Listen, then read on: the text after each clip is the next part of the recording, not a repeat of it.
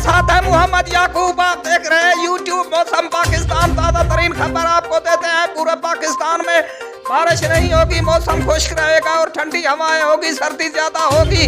पंजाब के इलाकों में निमरू में और लाहौर में ज्यादा से ज्यादा सर्दी होगी। मुल्तान और बहावलपुर, खानोवाल में और पिशावर में भी ज्यादा सर्दी होगी। इस्लामाबाद में भी और रावलपिंडी में भी ताज़ा तरीन खबर आपको दे रहे हैं। दोस्तों, आपसे गुजारिश है, अगर आपने मेरे चैनल को सब्सक्राइब नहीं किया तो कर लो। आपको ऐसी ही खबर मिलती रहेगी मौसम के बारे में।